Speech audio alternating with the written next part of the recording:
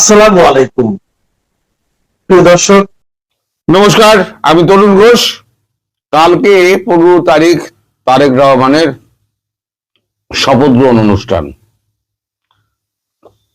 এই শপথ গ্রহণ অনুষ্ঠানের আগে বিভিন্ন দেশ থেকে তার কাছে শুভেচ্ছা বার্তা এসে পৌঁছেছে, যেমন নরেন্দ্র মোদীও শুভেচ্ছা বার্তা দিয়েছেন। এখনই তাকে মানে পড়াবে কে, শপথ বাক্য পড়াবে কে, সেই নিয়ে কিন্তু একটা দ্বন্দ্ব চলছে। এখন নানান রকম কথা শোনা যাচ্ছে, কিন্তু আমি তো এ দেশে বসে আমার পক্ষে কারেন্ট খবর পাওয়া খুব মুশকিলের ব্যাপার, তাই আমি এই নিয়ে কোনো মন্তব্য করব না, কারণ যেটা করব সেটা হয়তো ঠিক নাও হতে পারে। তো এই চর্চা চলাকালীন আমাদের দেশে একটা খবরের একটা বেরিয়েছে, খবরের কাগজে একটা খবর বেরিয়েছে প্রধানমন্ত্রী এবং তারেক সম্পর্কিত। সেখানে লেখা হচ্ছে, তারেক মোদী কথা, ভারত স্বস্তিতে বিএনপি জয়।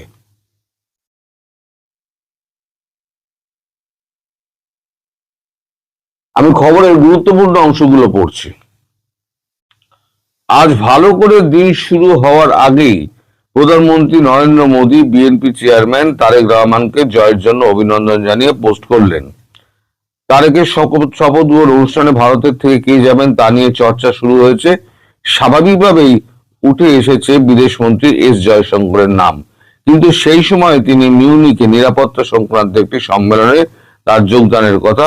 সূত্রের খবর, এই পরিস্থিতিতে নরেন্দ্র মোদী ঢাকা যাবেন কিনা তা নিয়ে জোর চর্চা চলছে। মোদী আজ এক্সে লিখেছেন, এই জয় প্রমাণ করে আপনার নেতৃত্বের ওপরে বাংলাদেশের মানুষের ভরসা রয়েছে। বাংলাদেশের গণতান্ত্রিক প্রক্রিয়া সার্বিক প্রগতির পাশে থাকবে ভারত। যৌথ উন্নয়নের দিকে লক্ষ্য রেখে তিনি তারেকের সঙ্গে কাজ করার জন্য মুখিয়ে রয়েছেন, তাও স্পষ্ট করেছেন মোদী।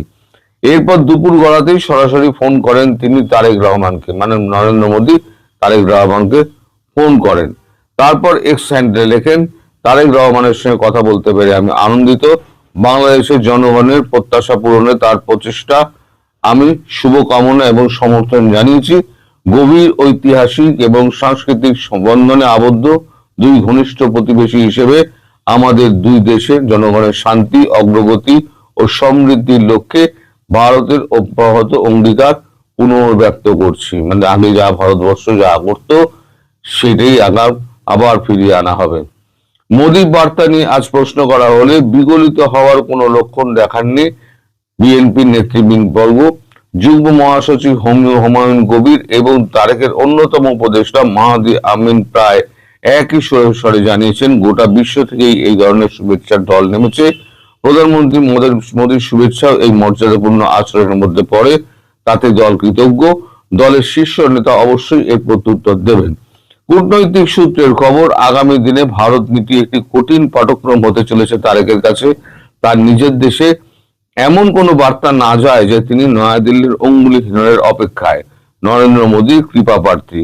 ভারতের সঙ্গে ভবিষ্যৎ সম্পর্কের কথা উঠলেই তিনি তার দল বরাবরই বলেছেন, দ্বিপাক্ষিক সম্পর্ক হতে হবে সমানে সমানে, অর্থাৎ নয়াদিল্লিকে সমান গুরুত্ব দিতে হবে ঢাকাকে। পাশাপাশি আরো একটি গলার কাঁটা হয়ে রয়েছে প্রাক্তন প্রধানমন্ত্রী শেখ হাসিনা ভারতবাস।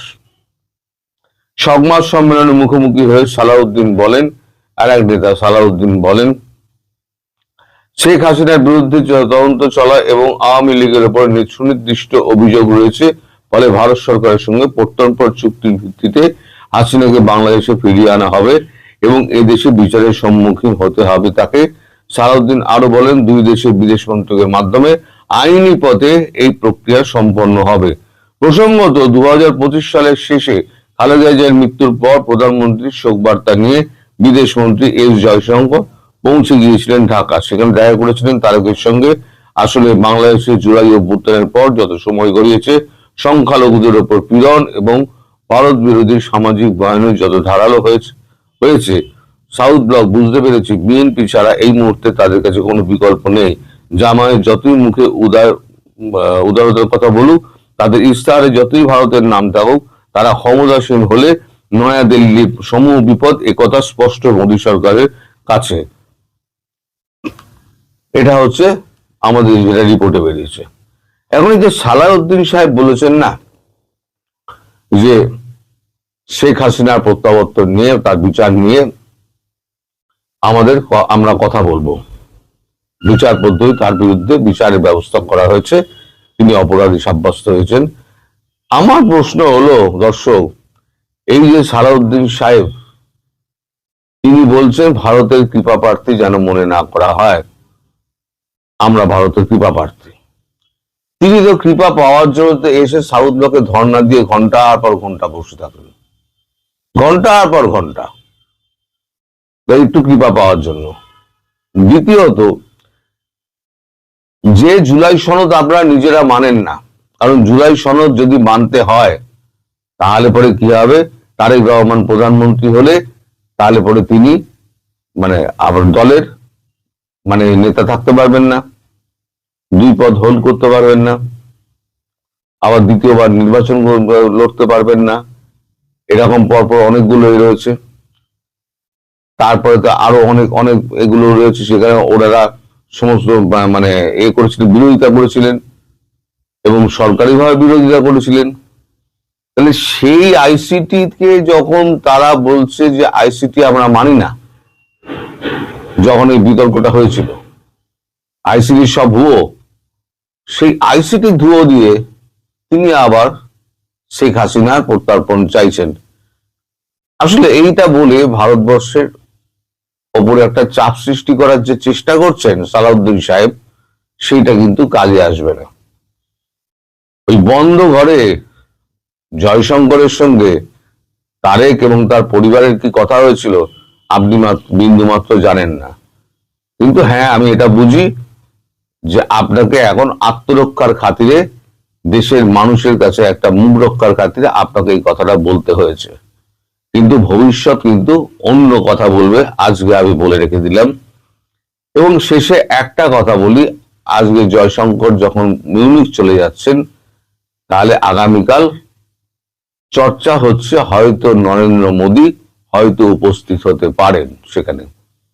আর নরেন্দ্র মোদী যদি উপস্থিত হন তাহলে দেখবেন সমস্ত সম্পর্ক ওলট পালট হয়ে গিয়েছে এবং ভারতের সঙ্গে বাংলাদেশের একটা সুসম্পর্ক হবে। কিন্তু যেহেতু ইনক্লুসিভ নির্বাচন হয়নি, যেহেতু ইনক্লুসিভ নির্বাচনটা হয়নি, ভারতের একটা শর্ত ছিল, আপনারা এখন যে নির্বাচন করছেন ভারত চুপ করে আছে, আপাতত একটা নির্বাচন হোক, ঠিক আছে, বিএনপি জিতেছে, ভারত খুশি, কিন্তু আগামী 6 মাসের মধ্যে নির্বাচনটা করতে হবে, ইনক্লুসিভ নির্বাচন করতে হবে, নাহলে সারা বিশ্ব থেকে ভারত কিন্তু চাপ দেবে। আর দ্বিতীয় হচ্ছে শেখ হাসিনাকে রাজনীতিতে ফিরতে দিতে হবে, সেটা কিন্তু তারেক কিন্তু বলেছিলেন, তারেক রহমান কিন্তু বলেছিলেন যে রাজনীতিতে ফিরতে তার আপত্তি, হাসিনা যদি রাজনীতিতে ফেরেন তার কোনো আপত্তি নেই, রাজনীতি করা সবার অধিকার। ফলে সালাউদ্দিন সাহেব যা বলছেন মুখ বাঁচানোর জন্য, আর প্রধানমন্ত্রী তারেক যা বলছেন, দুটোর মধ্যে কিন্তু আসমান জমিন তফাৎ। ফলে সালাউদ্দিন সাহেব দেশের মানুষকে ভুল বোঝানোর চেষ্টা করবেন না। আপনি যা বলছেন সেটা ভারতবর্ষের কাছে কিন্তু একটা খারাপ বার্তা নিয়ে যাচ্ছে। সুসম্পর্ক যখন তৈরি হচ্ছে তখন সেই সুসম্পর্কটাকে বজায় রাখার চেষ্টা করুন। এটা যদি আপনারা এই ধরনের মন্তব্য যদি আগে থেকেই আগ বাড়িয়ে করতে থাকেন, তাহলে ভারতবর্ষের কাছে কিন্তু আপনারা সেই রকমই পাবেন না। আর সমানে সমানে যখন কথা বলছেন না, সমান মর্যাদার কথা বলছেন, তাহলে ভারতবর্ষ আপনাকে যে মর্যাদা দেয় আপনাদেরও সেই মর্যাদা দিতে হবে। এই ভারত বিরোধিতা করবেন আবার সমান মর্যাদা দেবেন, মর্যাদা চাইবেন, দুটো তো একসঙ্গে হতে পারে না। তেল আর জল কি একসঙ্গে মিশকায়? আপনি ভারত বিরোধিতা বর্জন করুন, সমান সমান সম্পর্ক ভারত যেমন চায়, এটা তো প্রমাণিত হয়ে গেছে যে শেখ হাসিনা ভারতবর্ষের কাছে বাংলাদেশকে বিক্রি করেননি, এটা তো প্রমাণিত হয়ে গেছে। এখন যেটা হচ্ছে, বাংলাদেশ ভারতকে কি দেবে? অন্য কিছু দেওয়ার তো নেই। ভারতের তো একটাই চাহিদা, সেটা হচ্ছে একটা সুস্থ বাংলাদেশ। সেটা যদি দিতে পারেন তাহলে সমান সমান মানে সমতার ভিত্তিতে সম্পর্ক থাকবে। আর যতক্ষণ সেইটা দিতে না পারছেন ততক্ষণ সমান সমান অধিকারের কথা কিন্তু আপনারা কেউ বলবেন না, কোনো বাংলাদেশি বলবেন না। আগে ভারত বিদ্বেষ ছাড়ুন, তবে সমান সমান অধিকারের কথা আসবে। হয়তো আমার কথা কটু লাগতে পারে, কিন্তু যতটুকু বললাম সেটা হচ্ছে সত্য এবং একেবারে দিনের আলোর মতো পরিষ্কার। নরেন্দ্র মোদী হয়তো যেতে পারেন, হয়তো এখন সেই নিয়ে এখন জোর চর্চা চলছে, হয়তো যেতে পারেন। সেক্ষেত্রে দেখা যাক কি হয়। তবে হ্যাঁ, আর একটা কথা আছে, শপথ গ্রহণের পর তারেক রহমানের প্রথম ভিজিট কোথায় হতে পারে সেটা নিয়ে 4:30 সময় আমি একটা ভিডিও করব। সেখানে আমি পূর্ণাঙ্গ সমস্ত দেবো এবং ইউনূসের কি হাল হকিকত সে ব্যাপারেও আপনাদের খবরাখবর দেবো। আপনারা সবাই ভালো থাকবেন, নমস্কার, সুস্থ থাকবেন, তরুণ ঘোষ। সাবধানে থাকবেন। আমি আগেই বলেছিলাম জয়শঙ্কর জি এবং ট্রেড ডিলের যে টিম জয়শঙ্করজির নেতৃত্বে তারা আমেরিকায় গিয়েছে, ওয়াশিংটনে গিয়েছেন, গিয়ে সেখানে বৈঠক করেছেন। ভারতের তরফ থেকে এই বৈঠক নিয়ে অনেক কথা, মানে কোনো কথাই বলা হয়নি। আমেরিকার তরফে যদিও মালিক অনেক কথা দাবি করেছেন, তা সত্য মিথ্যে মিলিয়ে কিন্তু মালিকের দাবি। আজকে জয়শঙ্কর গতকালকে মুখ খুলেছেন, আজকে আমাদের কাগজে বেরিয়েছে আমেরিকায় জয়শঙ্করের বাণিজ্য চুক্তি নিয়ে।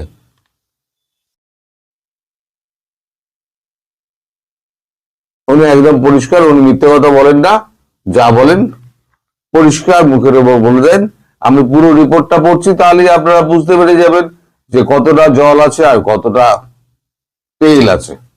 অন্য কিছু বলবো না, তেল আছে। মালিক তো নিজের মতো করে দুমদাম বলে দেন, অন্যকে কি বললো না বললো মালিকের কিছু যায় আসে না। মালিক তো জগতের মালিক, তিনি শঙ্কর প্রভু, তার আন্ডারে পৃথিবী, তিনি পৃথিবী জন্ম দিয়েছেন, যতদিন থাকবেন তিনি মালিক থাকবেন। এখন কতদিন মালিকগিরি চলে ততদিন দেখা যাক। এখন যাই হোক, একটা মোটামুটি একটা জায়গায় এসছে ট্রেড ডিল। কি জায়গায় এসছে আমি আপনার একটু পড়ে শোনাই। দীর্ঘ দর কষাকষি এবং স্নায়ুযুদ্ধের পর ভারত আমেরিকা বাণিজ্য চুক্তিতে সমঝোতা হলো,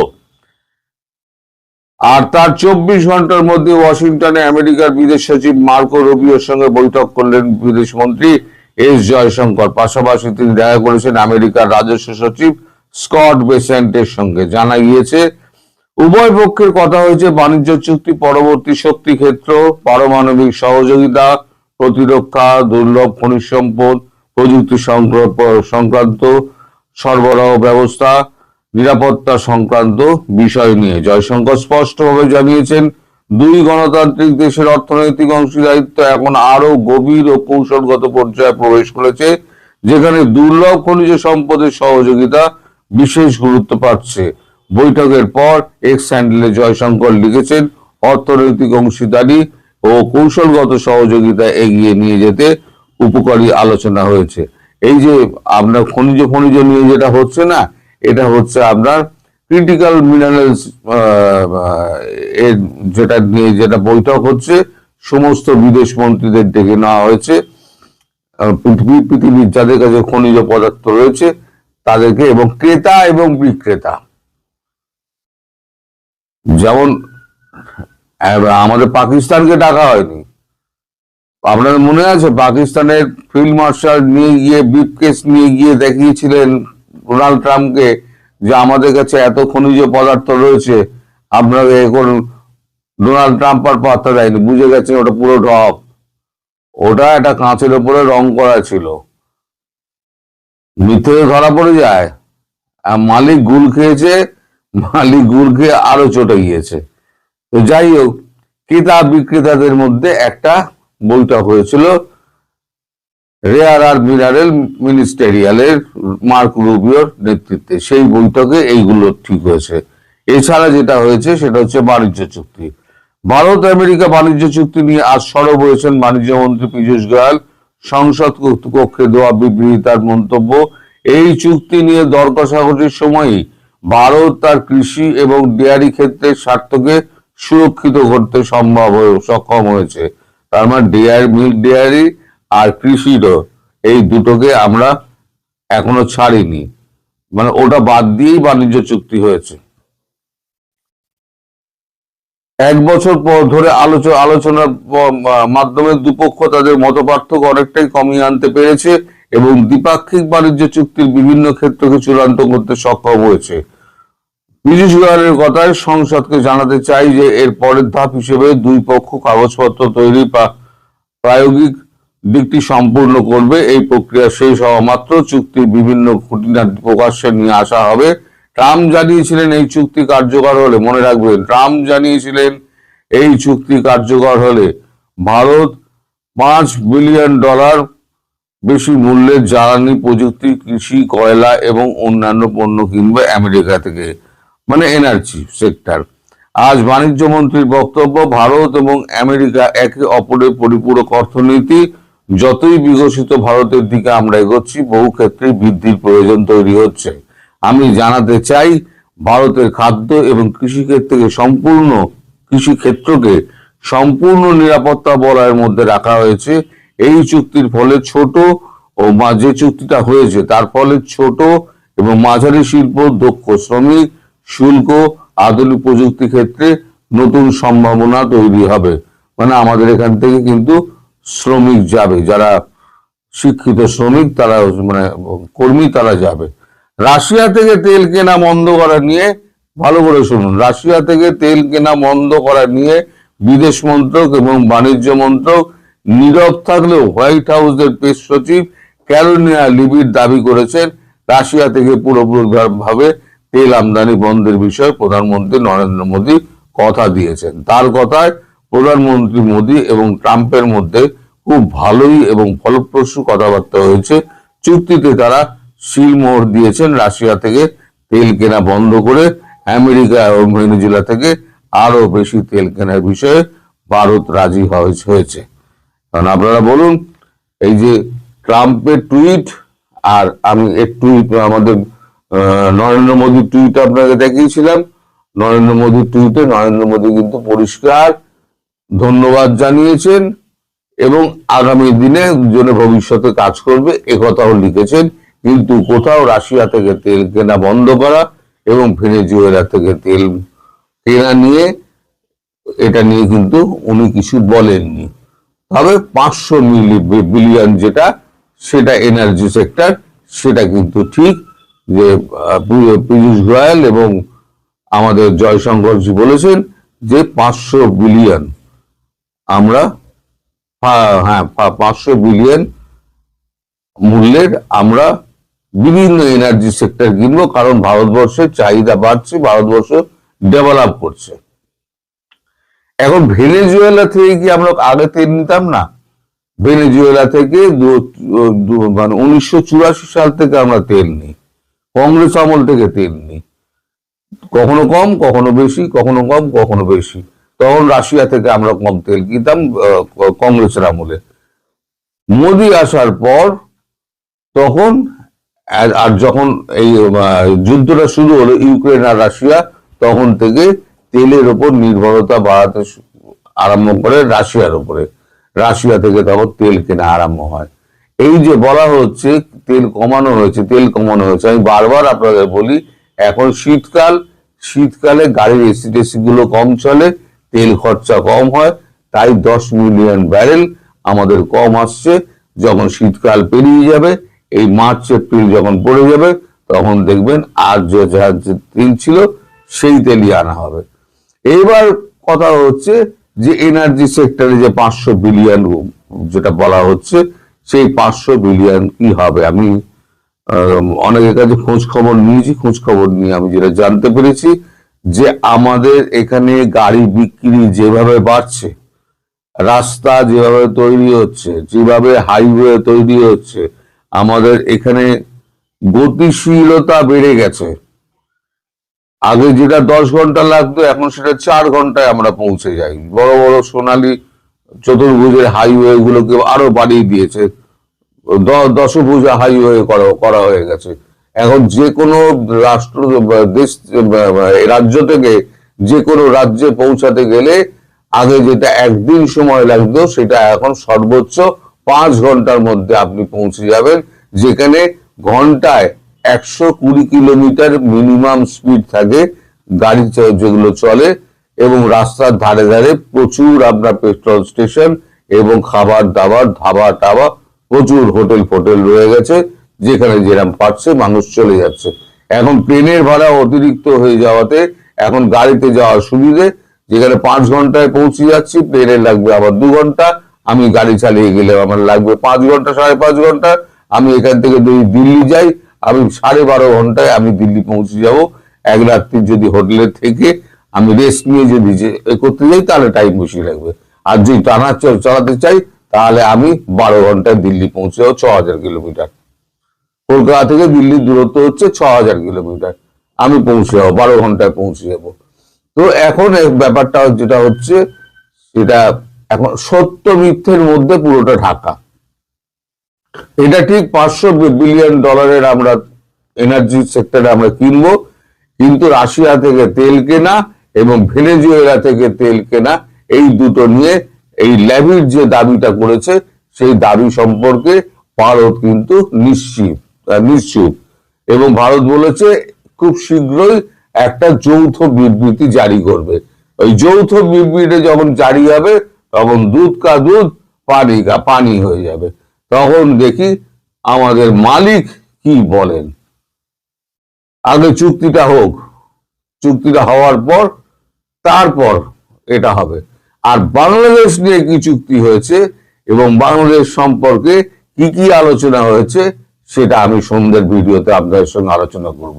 সবাই ভালো থাকবেন, সুস্থ থাকবেন, সাবধানে থাকবেন। নমস্কার।